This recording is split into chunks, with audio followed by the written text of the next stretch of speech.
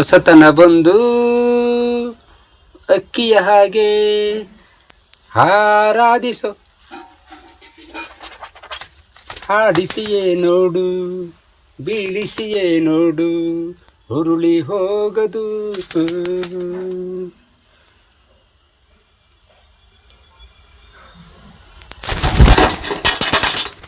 ಗೊಂಬೆ ಹೇಳುತ್ತೈತೆ ಮತ್ತೆ ಹೇಳುತ್ತೈತೆ, ನೀನೇ ರಾಜಕುಮಾರ. ಗೊಂಬೆ ಹೇಳುತ್ತೈತೆ ಮತ್ತೆ ಹೇಳುತ್ತೈತೆ, ನೀವೇ ರಾಜಕುಮಾರ.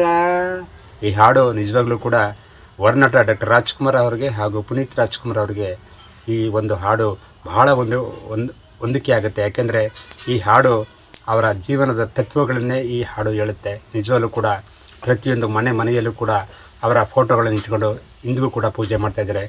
ಅವರು ಸಮಾಜಕ್ಕೆ ಬಿಟ್ಟು ಹೋದಂತಹ ಹಲವಾರು ಕೊಡುಗೆಗಳು ನಿಜವಾಗ್ಲೂ ಕೂಡ ಇನ್ನೂ ಹಲವಾರು ಯುವಕರಿಗೆ ಪ್ರೇರಣಾದಾಯಕರಾಗಿದ್ದಾರೆ. ಅವರಿಗೆ ನನ್ನ ಅನಂತ ಧನ್ಯವಾದಗಳು ಸ್ನೇಹಿತರೆ. ಹಾಡು ನಿಜವಾಗ್ಲೂ ಕೂಡ ವರ್ನಟ ಡಾಕ್ಟರ್ ರಾಜ್ಕುಮಾರ್ ಅವ್ರಿಗೆ ಹಾಗೂ ಪವರ್ ಸ್ಟಾರ್ ಪುನೀತ್ ರಾಜ್ಕುಮಾರ್ ಅವ್ರಿಗೆ ಸೀಮಿತ ಆಗುತ್ತೆ. ಏಕೆಂದರೆ ಹೇಳಿ ಮಾಡಿಸಿದಂತಹ ಹಾಡು ಇದು. ಪುನೀತ್ ರಾಜ್ಕುಮಾರ್ ಮತ್ತು ಅಣ್ಣವರು ಈ ಸಮಾಜಕ್ಕೆ ಅಣ್ಣವರು ತಮ್ಮದೇ ಆದಂತಹ ಕಲಾಕ್ಷೇತ್ರದಲ್ಲಿ ಕಲಾ ಜೀವನದಲ್ಲಿ ಹಲವಾರು ಉತ್ತಮವಾದಂತಹ ಕೊಡುಗೆಗಳನ್ನು ಕೊಟ್ಟಿದ್ದಾರೆ.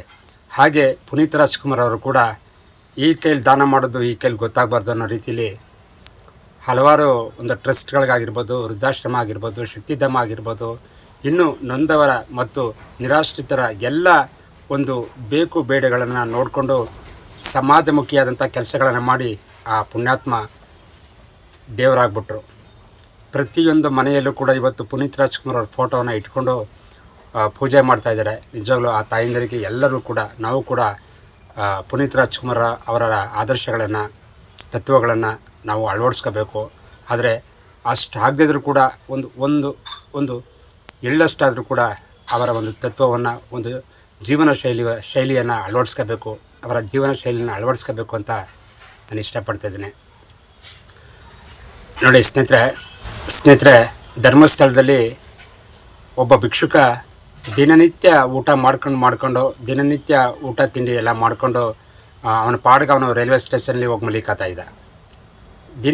ಒಂದು ದಿನ 2 ದಿನ 3 ದಿನ 4 ದಿನ ಆ ದೇವಸ್ಥಾನದ ಒಂದು ಟ್ರಸ್ಟ್ನವರು ಅಲ್ಲಿ ನೋಡಿದಾಗ ಏನು ಈತ ಡೈಲಿ ಬಂದು ಊಟ ಮಾಡ್ಕೊಂಡು ಹೋಗ್ತಾನಲ್ಲ, ಏನು ಇದಕ್ಕೆ ಕತೆ ಅಂತ ಕೇಳ್ಬಿಟ್ಟಾಗ ಒಂದಿನ ಕೇಳೇ ಬಿಡ್ತಾರೆ, ನೋಡಪ್ಪ ಈ ಥರ ಡೈಲಿ ಈ ಥರ ಎಲ್ಲ ಊಟ ಮಾಡಬಾರ್ದು, ಊಟ ಮಾಡು, ಡೈಲಿ ಮಾಡು, ಆದರೆ ದಿನನಿತ್ಯ ಭಕ್ತಾದಿಗಳು ಸಾವಿರಾರು ಸಂಖ್ಯೆ ಲಕ್ಷಾಂತರ ಸಂಖ್ಯೆಯಲ್ಲಿ ಬರ್ತಾಯಿರ್ತಾರೆ, ನಿನಗೆ ಏನಾದರೂ ಕೆಲಸ ಮಾಡೋಕ್ಕಾಗುತ್ತಾ ಅಂತ ಆ ದೇವಸ್ಥಾನದ ಟ್ರಸ್ಟ್ನವರು ಕೇಳ್ತಾರೆ.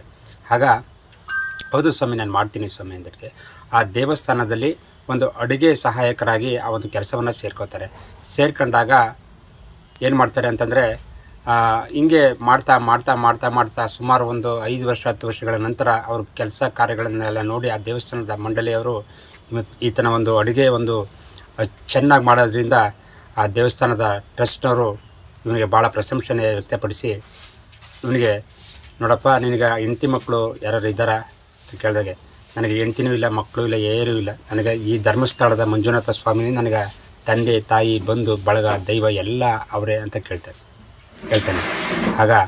ನೋಡಪ್ಪ ನಿನ್ನ ಜೀವನಕ್ಕೆ ಏನು ಬೇಕೋ ಅವರು ನಮ್ಮ ವೀರೇಂದ್ರ ಹೆಗಡೆ ಅವರಿಂದ ನಿಮಗೆ ಸಹಾಯ ಮಾಡಿಸ್ಕೊಡ್ತೀವಿ ಅಂದ್ಬಿಟ್ಟು ಅವರು ಹೋಗಿ ಒಂದು ಸಣ್ಣ ಅಮೌಂಟು ನೀನು ಬದುಕೋಕ್ಕೋಸ್ಕರ ಏನು ಬೇಕು ರೈಲ್ವೆ ಸ್ಟೇಷನಲ್ಲಿ ನೀನು ಮಲಿಕತಿಯಲ್ಲ ಅಲ್ಲೇ ಒಂದು ಟಿಫಾನ್ ಇಡು, ಒಂದು ಸಣ್ಣದಾಗಿ ಒಂದು ಕ್ಯಾಂಟೀನ್ ಇಡು, ಬಂದತ್ತಲ್ಲಿ ನಿನ್ನ ಜೀವನನ ಆದಾಯ ಮಾಡ್ಕೊಂಡು ನಿನಗೆ ಚಿಕ್ಕ ವಯಸ್ಸು ಇನ್ನೂ ಮದುವೆ ಆಗಬೇಕು, ಇನ್ನು ಮುಂದಕ್ಕೆ ಬಹಳಷ್ಟು ಜೀವನನ ಕಾಣಬೇಕು, ಹಾಗಾಗಿ ನೀನು ಸ್ವಂತ ವ್ಯಾಪಾರ ಮಾಡಪ್ಪ ಅಂತ ಹೇಳ್ತಾರೆ. ಆತ ಸ್ವಂತ ವ್ಯಾಪಾರ ಮಾಡಿ ಆತ ಒಂದು ಉನ್ನತ ಮಟ್ಟಕ್ಕೆ ಬರ್ತಾನೆ. ಉನ್ನತ ಮಟ್ಟಕ್ಕೆ ಬಂದಾಗ ನಿಜವಲ್ಲೂ ಕೂಡ ಆತ ನೆನೆಸ್ಕೊಂಡದ್ದು ಬೇರೆ ಯಾರೂ ಅಲ್ಲ, ಅವರೇ ನಮ್ಮ ಪವರ್ ಸ್ಟಾರ್ ಪುನೀತ್ ರಾಜ್ಕುಮಾರ್. ಅವರ ಒಂದು ಜೀವನದ ತತ್ವಗಳನ್ನು, ಅವರ ಆದರ್ಶಗಳನ್ನು ಒಂದು ಸಿನಿಮಾದಲ್ಲಿ ಯಾವ ರೀತಿ ಅವರು ನಡ್ಕೊಂಡ್ರೋ ಅದೇ ರೀತಿ ತನ್ನ ಜೀವನದಲ್ಲೂ ಕೂಡ ಅಳವಡಿಸ್ಕೊಂಡು ನೋಡಿ, ಒಬ್ಬ ಭಿಕ್ಷುಕ ಆದವನು ಈಗ 4-6 ಜನಕ್ಕೆ 10 ಜನಕ್ಕೆ ಕೆಲಸ ಕೊಟ್ಕೊಂಡು ಈಗ ಅವನು ಚೆನ್ನಾಗಿದ್ದಾನೆ, ಮತ್ತು ಅವರ ನೆಮ್ಮದವರು ಕೂಡ ಚೆನ್ನಾಗಿದ್ದಾರೆ, ಈಗ ಮದುವೆನೇ ಆಗಿದೆ, ಮಕ್ಕಳು ಇದ್ದಾರೆ, ಈಗ ಒಂದು ಸಮಾಜದ ಒಬ್ಬ ಗಣ್ಯ ವ್ಯಕ್ತಿ ಆಗಿದ್ದಾರೆ. ಅದು ಮುಂದೆ ನಿಮಗೆ ಗೊತ್ತಾಗುತ್ತೆ ಆ ವ್ಯಕ್ತಿ ಯಾರು ಅಂತ. ಹಾಗಾಗಿ ನನ್ನ ಸಮಸ್ತ ಎಲ್ಲ ನನ್ನ ಸ್ನೇಹಿತರಿಗೂ ಧನ್ಯವಾದಗಳು ತಿಳಿಸ್ತಾ ಇದ್ದೇನೆ.